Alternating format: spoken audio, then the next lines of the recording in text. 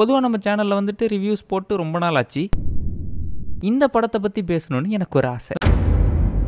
இந்த படத்தில் ஏகப்பட்ட பேர் சும்மா தண்ணி கேன் போட மட்டுமே வந்திருக்கிறாங்க. நம்ம பிரபாசனோட இன்ட்ரோ சீன் இருக்குதே, விஷுவல்ஸ் எல்லாமே ஓகே, பட் ஸ்டோரி அப்படின்னு சொல்லி வரப்ப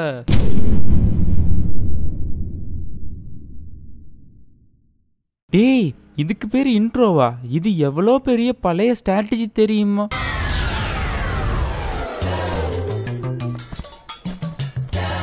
கல்கி ஹாலிவுட் ரேஞ்சில் படம் ரெடி ஆகிட்டு இருக்குது அப்படின்னு சொல்லி நம்ம சேனல்லே கூட ஒரு ஷார்ட்ஸை போட்டிருப்போம். சாரி எனக்கு தெரியாது. படத்தை பார்த்து முடிச்ச உடனே இந்த படம் சூப்பராக இருக்குது அப்படின்னு சொல்கிறதுக்கும் மைண்டு வர மாட்டேங்குது. ஐயே இந்த படம் நல்லாவே இல்லை அப்படின்னு சொல்கிறதுக்கும் மைண்டு வர மாட்டேங்குது. ஒன்றும் பெருசாக இல்லைடா, அது ஒரு மாதிரி மிக்ஸ்டாகவே இருக்குது. இந்த வீடியோவில் வந்துட்டு இந்த படத்தோட ரிவ்யூவை தான் நம்ம பார்க்க போகிறோம்.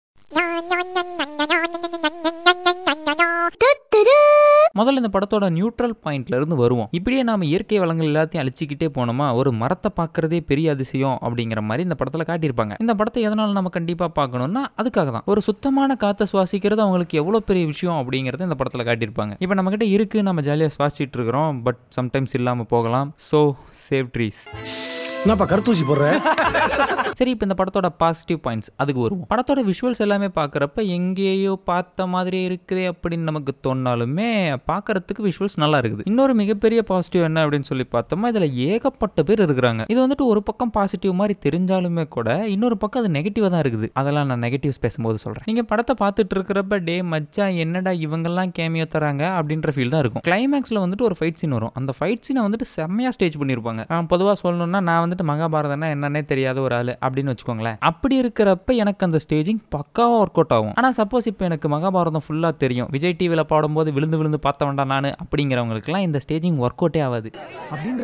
ஐயோ இவன் பேரை சொல்றதுக்கு இவ்வளோ நேரமா, சீக்கிரம் சொல்லிட்டு போடா அப்படிங்கிற மாதிரி தான் இருக்கும். ஐயா இந்த மாதிரி பாசிட்டிவ் நெகட்டிவ்னு பிரித்து பேசுறதுக்கே நமக்கு வரலப்பா, நம்ம ஒரு மாதிரி ஃப்ளோவாக போயிடுவோம். சரி ஃப்ளோவாக போவோம். இந்த படத்தோட முக்கியமான கேரக்டர் நம்ம பிரபாஸ். அவரை இன்ட்ரோ பண்ணும்போது ஒன்று பண்ணுவாங்க பாருங்க. அவர் இன்ட்ரோ பண்ணுறதே ஒரு ஃபைட் சீனில் தான் இன்ட்ரோ பண்ணுவாங்க. அந்த ஃபைட் சீன் எவ்வளோ போரா காட்ட முடியுமோ அவ்வளோ போரா காட்டியிருப்பாங்க. பொழுது விடிஞ்சதும் ஃபைட் எதுக்கு போச்சு? அவரோட அந்த ஆசை, லட்சியம், கனவு எல்லாம் அந்த இயற்கை வளம் இருக்கிற இடத்துக்கு போகணும் அப்படிங்கிறது தான். அவர் ஃபைட்டு ஒரு 1/4 மணி நேரம் பண்றாரு அப்படின்னா அவருக்கு பில்டப் மட்டுமே 1/4 மணி நேரம் கொடுத்துட்டு இருக்காங்க. ஐயோ சீக்கிரம் ஃபைட்டை முடிங்கடா, ஏன்டா இவ்வளோ நேரம் இழுக்கிறீங்க.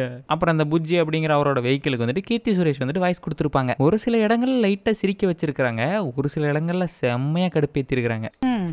அவன் இருந்தாலும் இம்சையா இருக்கு, இல்லைன்னாலும் மனசுக்கு வேதனையா இருக்கு. அப்புறம் நம்ம கமல் சாரை வந்துட்டு ஸ்டார்டிங்கில் கொஞ்சம் நேரம் காட்டுவாங்க, அதுக்கப்புறம் கிளைமேக்ஸில் தான் காட்டுவாங்க. கமல் சாரோட அந்த ப்ராஸ்தட்டிக் மேக்கப், அவரோட அந்த விஷுவல்ஸ்லாம் பார்க்குறப்ப வாவ்.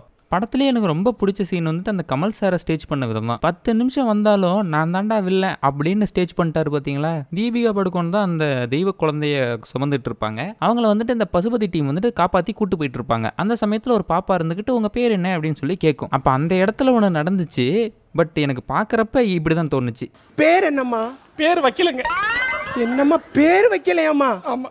என்னம்மா நீங்க இப்படி பண்றீங்களாம்மா? அப்புறம் நம்ம தீபிகா இருந்துகிட்டு ஒரு நெருப்புலாம் கக்கிட்டு இருக்கிற ஒரு டனல்குள்ள புந்து வெளியே வருவாங்க. இதை நான் சொல்றப்பயே உங்களுக்கு டடான் டடான் டடான் டடான் ஞாபகம் வந்திருக்கும். அதுக்கப்புறம் இந்த கிளைமேக்ஸ்ல பார்த்தோம் அப்படின்னா அந்த குழந்தைக்கு இவ்வளோ சக்தி இருக்குதா, அப்ப நானே போய் அந்த பொண்ணை தூக்கிட்டு வரேன் அப்படின்னு சொல்லுவார் ஒருத்தர். இல்ல நானே வரேன் அப்படின்னு நம்ம கமல் சார் சொல்லுவார். இதை கேட்ட உடனே அவெஞ்சர்ஸ் பார்த்த எல்லாருக்குமே தெரியும் இது ஏஜ் ஆஃப் அல்ட்ரானோட போஸ்ட் கிரெடிட் சீன். இந்த மாதிரி ஏகப்பட்ட இடத்துல மற்ற படங்களோட வாடை அடிச்சுக்கிட்டே தான் இருக்குது. படத்திலேயே நல்லா இருந்த ஒரு ஃபைட் சீன் என்னன்னு பார்த்தோமா, பிரபாஸுக்கும் அமிதாப் பச்சனுக்கும் ஒரு ஃபைட் வந்துட்டு நடக்கும். அந்த ஃபைட் இருந்துட்டு ஒரு மாதிரி நல்லா இருக்கும். இந்த படம் எங்க பெருசா அடி வாங்கிச்சு அப்படின்னு சொல்லி பார்த்தோம்னா நமக்கு வந்துட்டு ட்ரைலர்லேயே காட்டிட்டாங்க. இங்க பார்ப்பாதா தீபிகா வந்துட்டு பிரெக்னெண்டா இருப்பாங்க, அவங்களை காப்பாத்துறது தான் கதை. நம்ம பிரபாஸ் இருக்காரு, அமிதாப் பச்சன் இருக்காரு, நம்ம கமல் சார் இருக்காரு, எப்படி காப்பாத்துறாங்க இதெல்லாம் தான் கதை அப்படின்னு ட்ரைலர்லேயே ஓப்பன் பண்ணிட்டாங்க. நம்ம போய் படத்தை பார்க்கறப்ப ஏதாவது ஒரு கன்க்ளூஷன் கொடுத்துருந்தாங்க அப்படின்னா படம் செம்மையா கனெக்ட் ஆயிருக்கும். ஆனா டு பி கண்டினியூ த கல்கி சினிமாட்டிக் யூனிவர்ஸ் அப்படின்னு சொல்லி போட்டு முடிச்சிட்டாங்க. படத்தை எப்படி முடிக்கிறதுன்னு தெரியலனா இப்படி முடிக்கிறது தானப்பா உலக வழக்கம். அப்ப நீங்க என்ன ஐட்டம் பண்ணீங்க?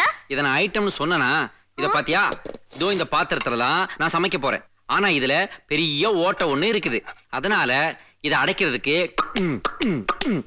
கோந்து பண்ணேன். ஓகே, இவ்வளோ நேரம் படத்தை பற்றின நெகட்டிவ் பற்றி மட்டுமே பேசிகிட்டு இருக்கே, படம் அவ்வளோ நல்லா இல்லையா அப்படின்னு கேட்டிங்கன்னா இந்த இடத்துல தான் நான் சினிமா கிரிட்டிக்லேருந்து ஒரு சைல்டாக மாறுறேன். இப்போ நான் ஒரு சினிமா கிரிட்டிக்காக பார்க்குறப்ப விஷுவல்ஸை பார்த்து பிரம்மாண்டமானனா ஆனேன், ஆனால் அதே சமயத்தில் இந்த ஸ்க்ரீன் பிளேவை பார்த்து செம்ம காண்டும் ஆனேன். ஒரு சில விஷயங்கள் சுத்தமாக ஒர்க் அவுட் ஆகலனாலும் ஒர்க் அவுட் ஆகிறதுக்குன்னு சில இடங்கள் இருக்குது. எக்ஸாம்பிளுக்கு உயிருக்குள்ள ஒரு உயிர் எவ்வளோ ஆச்சரியமாக இருக்குது அப்படின்னு சொல்லி தீபிகா படுகோன் கேட்பாங்க.